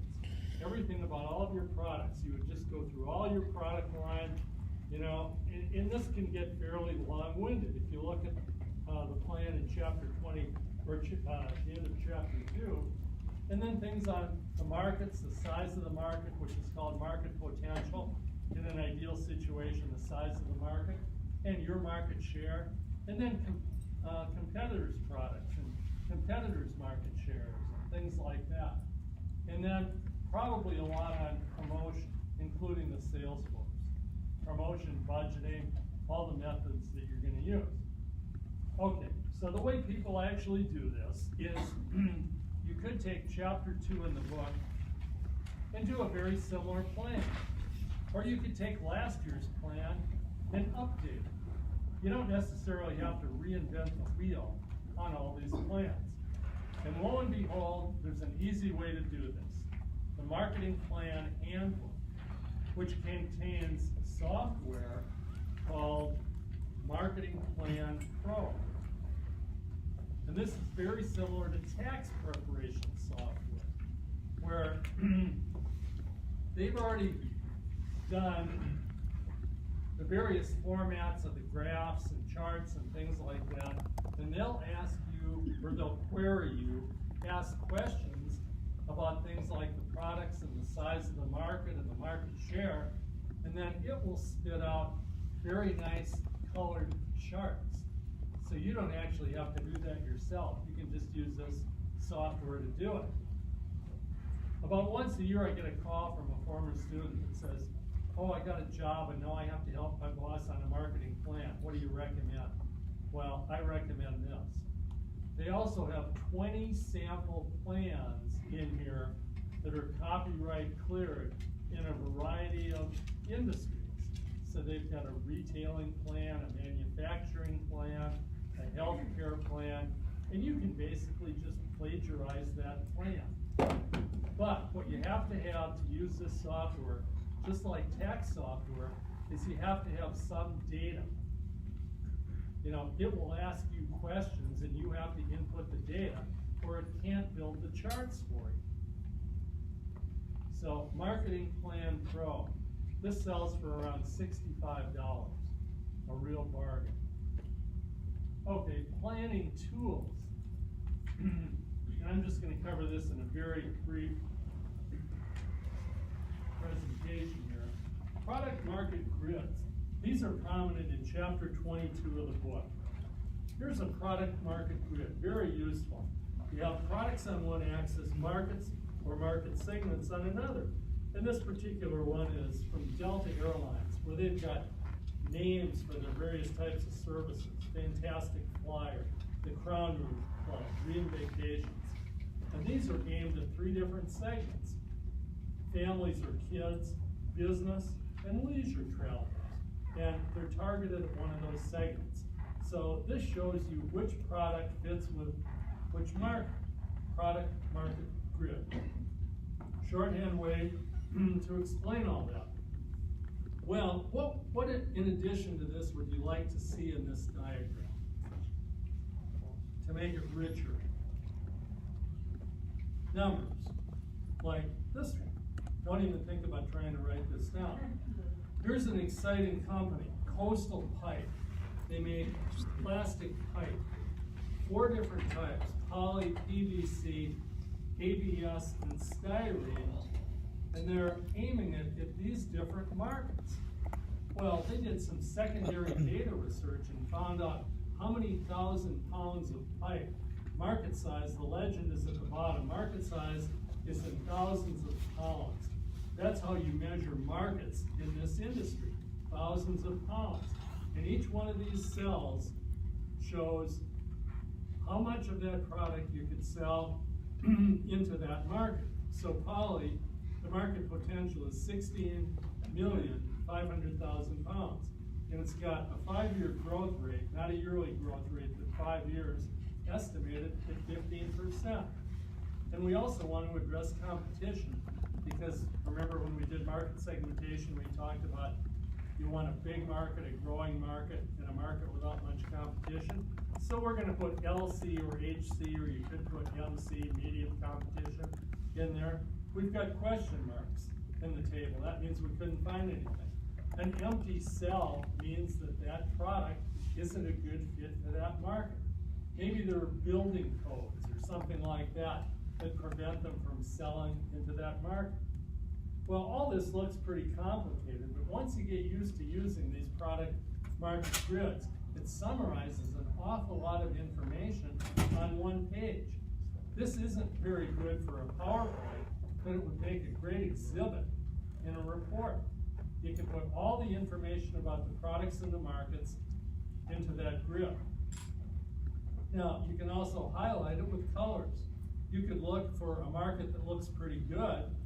Turf irrigation PVC, I've got that colored green. It's got a 50% growth rate with low competition. But then I've got a red one. It's a bigger market with a little bit lower growth rate, but it's heavy competition. So you could go through this grid and color some of them red and some of them yellow. The alternative to doing this in this fashion would be to write a page on ag irrigation, a page on turf irrigation, a page on mobile home. Boring as heck to read that stuff. But if you put it into a diagram, it simplifies things. You can also do marginal totals at the sides. I ran out of space on this PowerPoint. But here's how you can use a product market grid. Very useful tool. Okay, another planning tool is portfolio models. And the two that we're going to discuss are the BCG model, that's covered in chapter 2. It should be in chapter 22. And the General Electric model. General Electric was on the forefront of all this planning stuff back in actually the 1960s. So I'm sure you've probably seen this someplace. The Boston Consulting Group model, the growth share matrix. It's a 2x2 model of products and or businesses. This whole idea came out of portfolio theory in finance. If anybody's had the misfortune to take a class on that topic, you know that it's all math. Nobody can understand it. So the BCG people made this understandable, and they made it memorable. We're going to have two axes, market growth rate and relative market share, and we're going to categorize all of our products and businesses on those two dimensions. And we're going to make it memorable by having animals in here and symbols, and everybody can remember this. We're going to have cars and dogs and stars and question marks. And we're going to put all of our products into this map. Now, the financial people would do the same thing, except they're doing a bunch of fancy statistics, and they're looking at bonds and stocks and dividend-paying stocks and cash and real estate and so on. So this is a marketing approach. It's very visual, very memorable. Now again, the two axes are market growth rate and relative market share. Market growth rate is somewhat beyond your control. Relative market share is not. Now, this goes back to that idea of experience effects that we talked about, where if you have high market share, you have more experience, which probably means you have lower cost, which means you have higher margins, which means you're going to be in a favorable cash position. Now, this version of the model, don't write this down. This version of the model shows the financial aspects of it, where it's a cash flow model. Cash flow is the variable of interest here. And it turns out that dogs, which you'd think would be a bad product, are relatively imbalanced. They don't generate a lot of cash, but they don't use a lot. Stars, on the other hand, need a lot of cash and they generate a lot. Cash cows throw off cash, hence the term cash cow. Question marks, also called problem children, have a large negative cash flow. So the strategy here is a Robin Hood strategy. We're going to take from the rich and give to the poor. We're going to take money from the cash cows and we're going to fund the question marks. We probably can't afford to fund them all, just some. Okay, here's what a map would really look like. Sometimes these are called bubble charts. I don't want to get too deeply into the weeds on this, but if you sit in the back row and you look at this, you can say, well, that's a relatively balanced portfolio. There's some of everything. You know, they've got some dogs. Maybe we're going to get rid of the dog at D. We're going to eliminate that dog. We're going to try to fund A and turn that from a question mark into a star.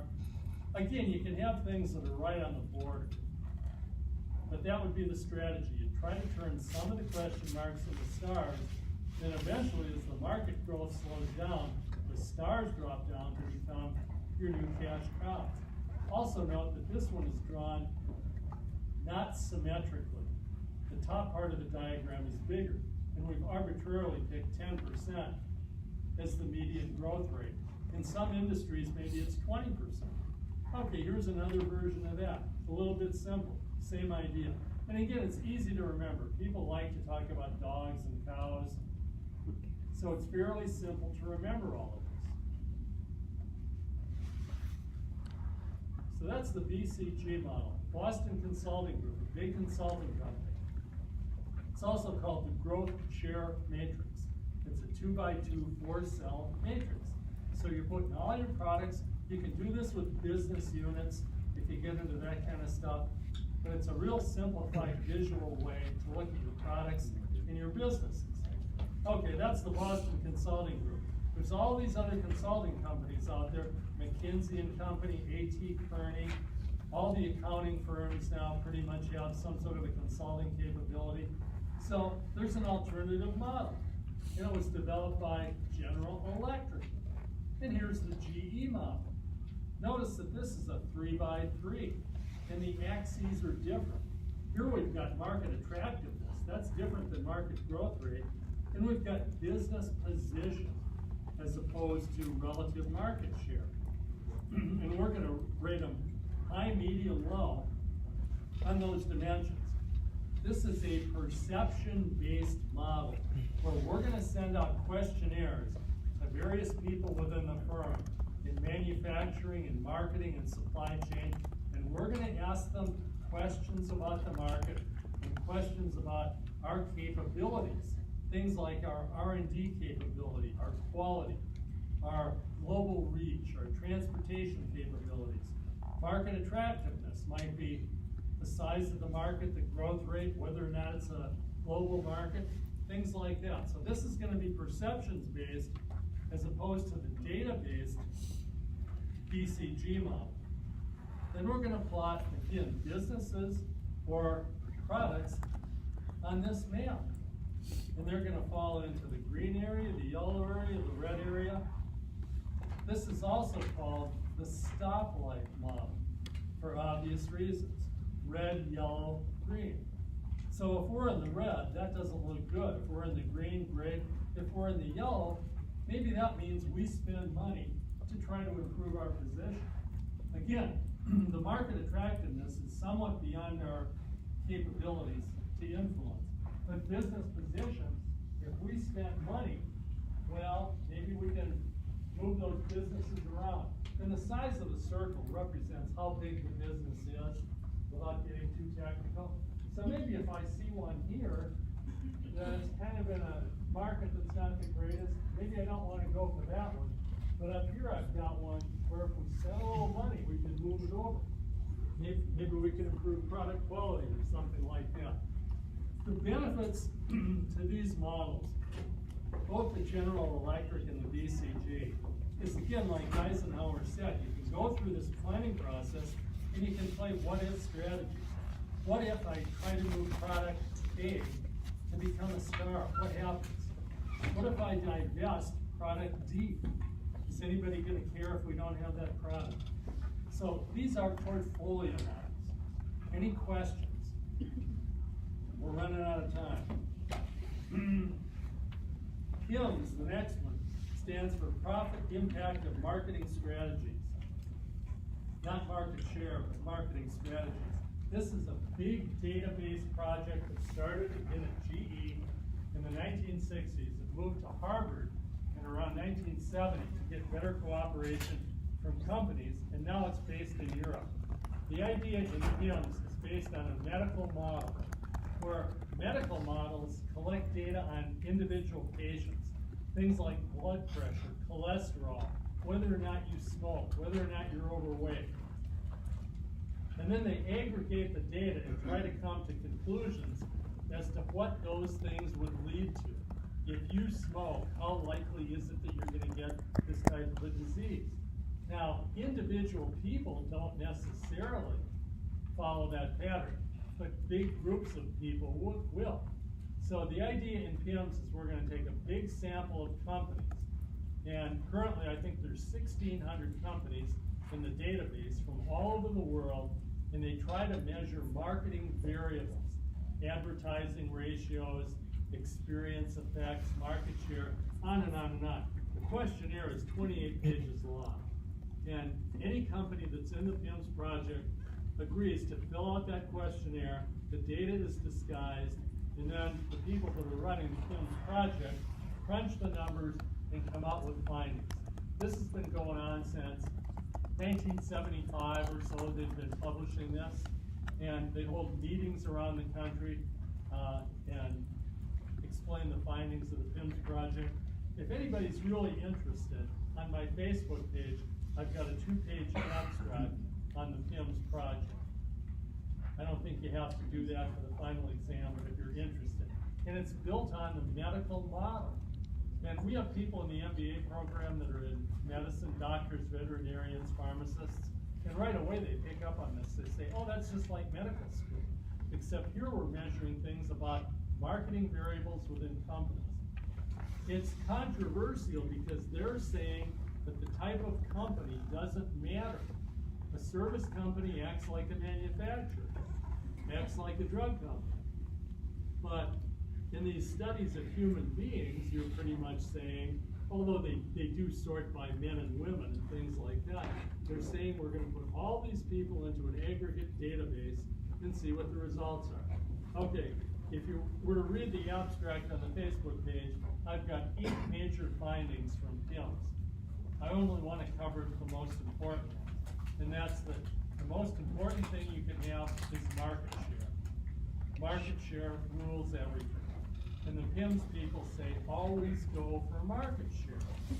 This is not in the book, by the way, another terrible omission. Well, why would market share lead to good results? Because you have more experience, therefore you have lower costs. You have more negotiating strength. You can buy advertising in big quantities. There's all sorts of scale economies in marketing. Anecdotally, if you read stories in the Wall Street Journal or Business Week, they'll talk about market share and why it's so important. They don't mention PIMS, but PIMS is a study that really tries to prove that. And there are companies that will defend market share at any cost. Honda is a good example. The soft drink companies. They say if we lose 1 point of market share, it costs us X million of dollars to get it back.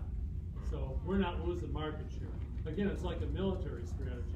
We're not going to give up any ground here at all because it's too tough to get it back. So the overall conclusion of PIMS is always go for market share. Lastly, behavioral issues. In all this planning stuff, sometimes people try to rig the results. They start with the answer and work backwards to try to prove their point.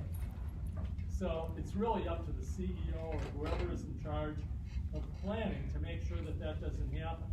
If you were a product manager and your product is categorized as a dog, would you like that? No, you're the dog product manager. So maybe you fudge the numbers to turn your dog into a cash cow. Or in a product market grid, if you don't like the way the numbers come out, somehow fudge the numbers. So there are behavioral problems involved in this entire process. That's why oftentimes they will do this, let's say at the end of a trade show or a convention here in Las Vegas.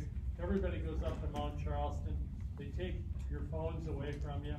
You sit in a room and you do one of these portfolio maps. And it's really interesting to try to do this, to try to categorize products and business. Okay, end of lecture. Any questions on the test? Well, as I said, I'll be around pretty much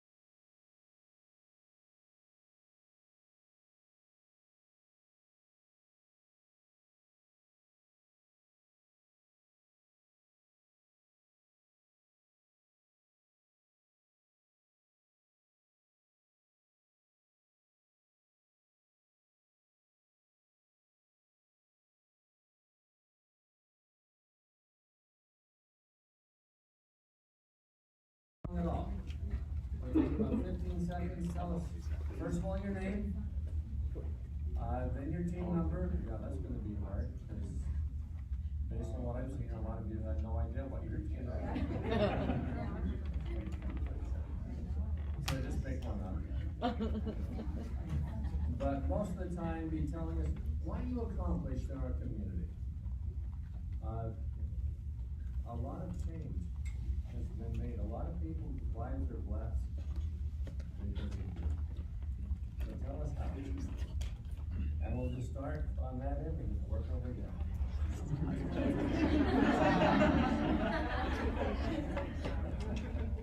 Alright, so I'm Kyle. I think we were group 9.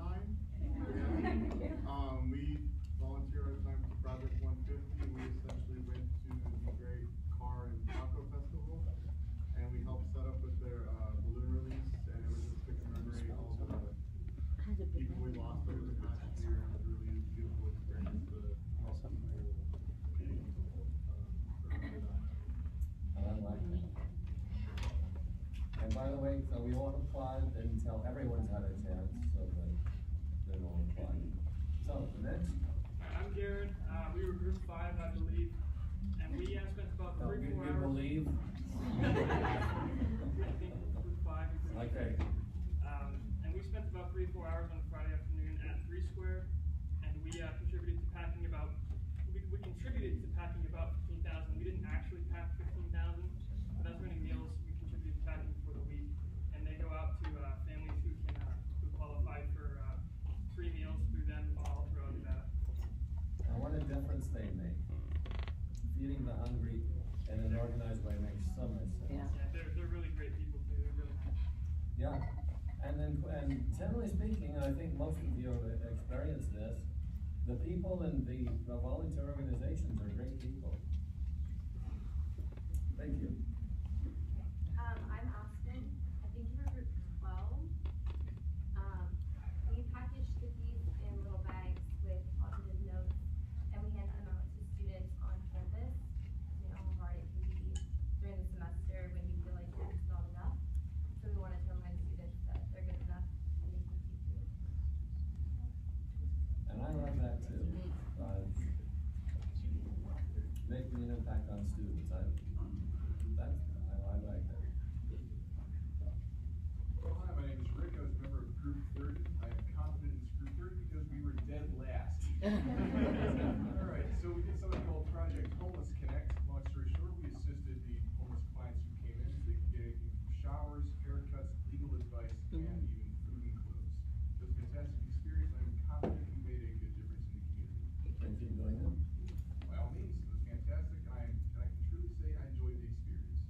And one of the nice things about this assignment, I'm hoping, is that a lot of you caught the vision like that.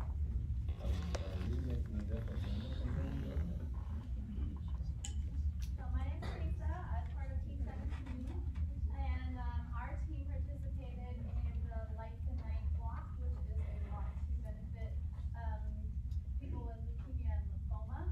And so I actually have a friend, a fellow classmate, who is currently fighting with leukemia. So her family started a really big team. They raised a lot of money, and so we as students were more of the participatory. That's how we were able to contribute by being there and participating in the walk and spreading awareness. Can you imagine being a student and having leukemia? You know, that in my opinion, that just takes away all of the little things that we deal with. And this is not Wendy, so that's a good answer. But I love doing that. Thank you. Good morning, my name is Audrey. We went to this square as well, but we did it a week before Thanksgiving.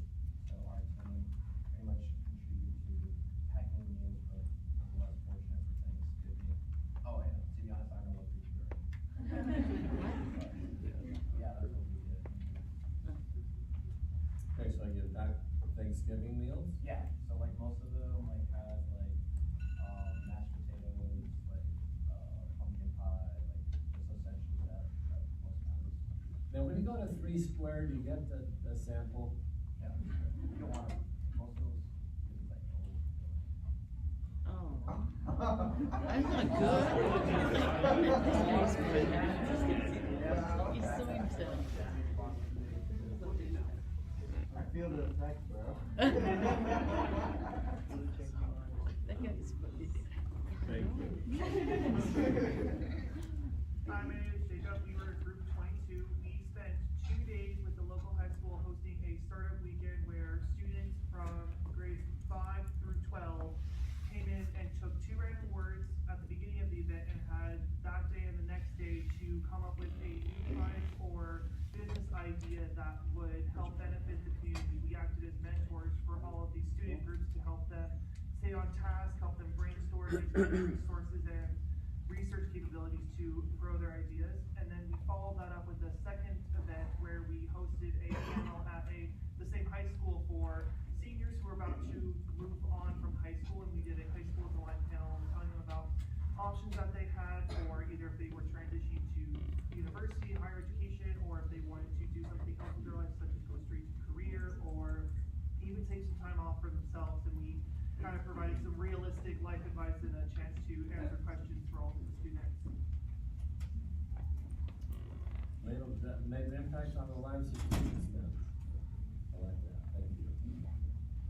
Alrighty, well, my name is Roxanne, and I was with group 15, and we did Gentry for Sierra Nevada, which is like, their focus is on environmental conservation, so things like Red Rock, Charleston, the wildlife that's there.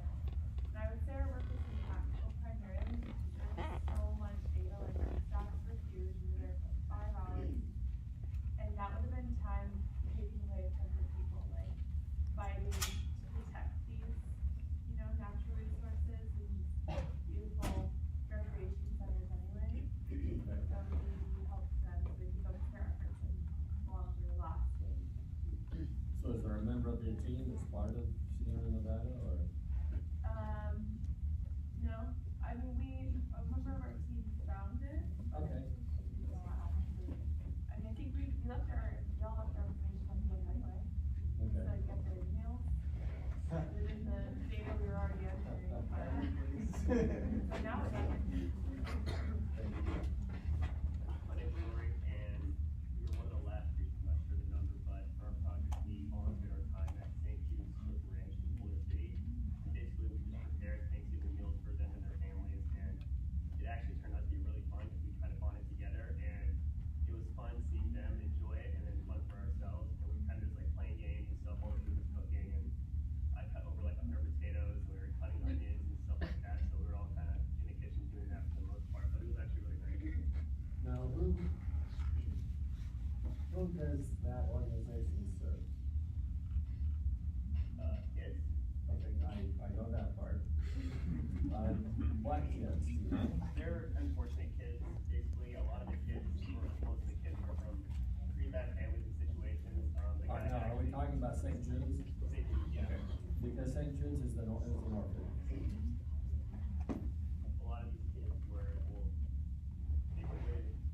some of them foster kids, some of them had families. Okay, got it. And basically, our whole thing was, it was an event to reunite kids and their families. Some of them were still with their families, and some of them weren't. And the guy had advised us that some of the kids there were either like in youth prison or like in pretty bad situations. Some of them did have their families, but he was telling us that some of them were reuniting. So it was important for the kids to have one-on-one time with their families and not with each other. So they kind of told us to, if they see kids talking with each other, to stop that because they need to talk with their families instead. Was that an eye-opener? It was, yeah, because I haven't really been around kids like that before in my life, and it was really kind of, it made me feel good helping them and making a difference, and I think we really did.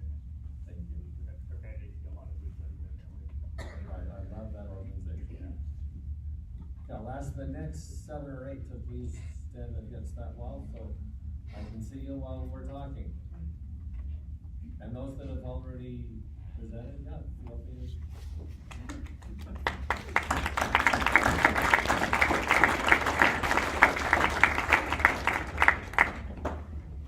So not, go further. Further, that's about as far as you can go, so that's good.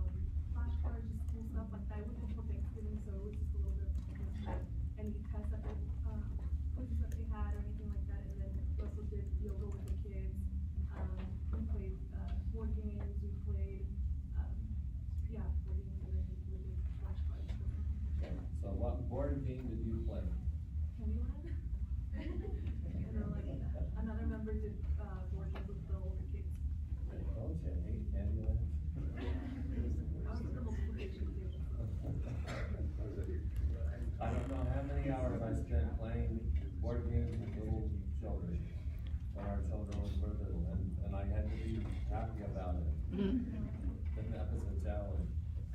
I love my children, I do not like working with children. But you made a difference. I love working. I'll stay there.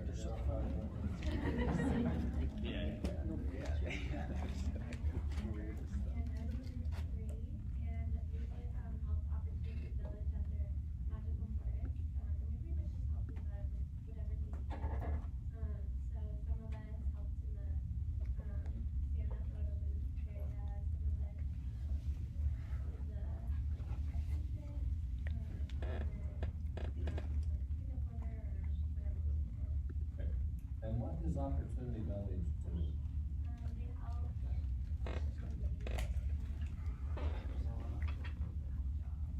And I love Opportunity Village because of what they do for the members of our community that need that. So thank you.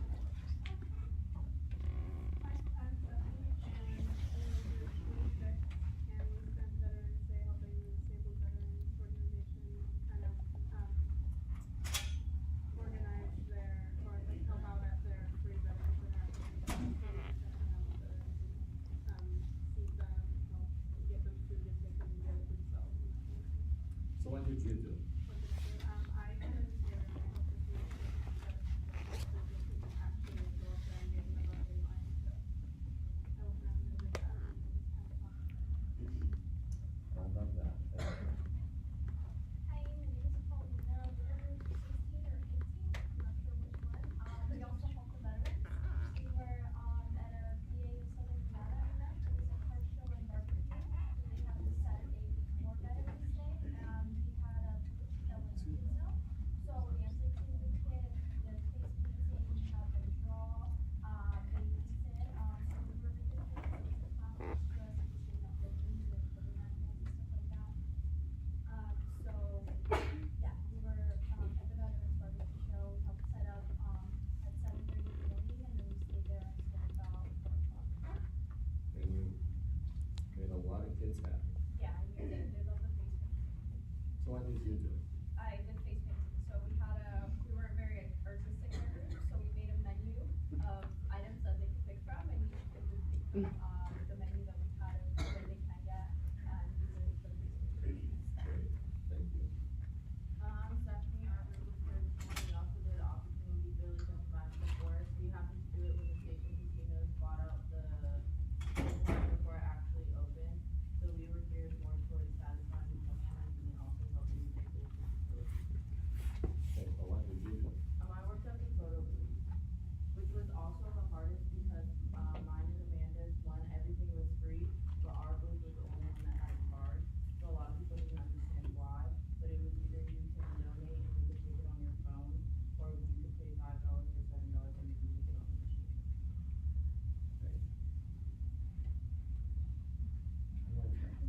Did you have fun? Yeah, it's stressful though. Well, life is stressful, but you have fun. Yeah, it's That's supposed to be a serious good.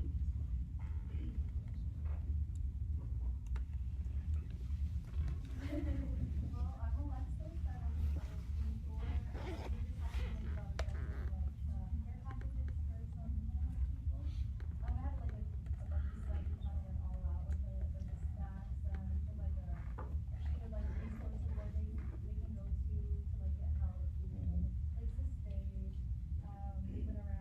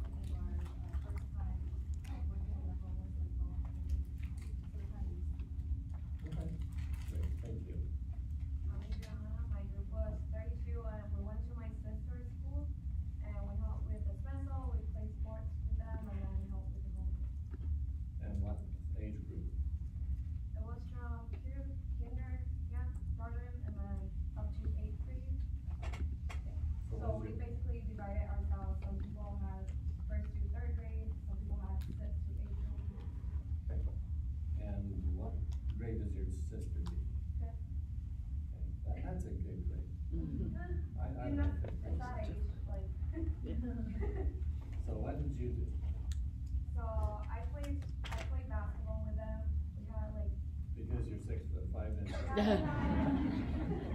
get mixed up with the kids, you know, oh my God. But I help with that, and then I help with the math homework. So we have some people that help the professors, like, basically grade the paper.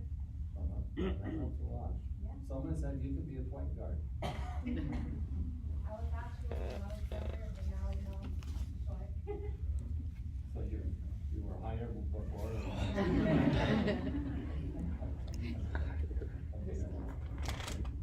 Thank you. My name is Derek Perez, I work. And Derek, you can be a point guard. I got big shoulders, I'm more of a big sense. Okay. But I work with Group 29, and we also went over at 3 Square. We also got some meals, got some food ready for the coming weeks, and so forth, and it was pretty nice. Met some great people. What did you do? Packed food. Literally took a bunch of meats, threw them in a box, took a bunch of non-meats, put it in a box, and put it on a pallet. Not going. Good enough, thank you. I'm Kyle, and I was with Group 1. We volunteered at a local church for their Halloween extravaganza event. They had bouncy castles, trunk or treating, face painting games, free food, music, that kind of stuff. And we basically cleaned up, set up, tore down, did anything that they needed us to help them. So what did you do? I mostly just did manual labor the whole time, setting up stuff, taking it down. So what did the women on your team do? I doubt, they were a lot of the cleaning and also helping make food and stuff like that, but they also helped with the setup and tear down as well. Okay, good enough, thank you. My name's Craig. We're Group 27. We went to a foster family of 12, and we bought groceries and did the whole thing. And we basically got them a huge cart of groceries, and we gave it to them on the day before Thanksgiving. So we went over to their apartment, their 1-bedroom apartment, where they only had 12 people living in this 1-bedroom apartment.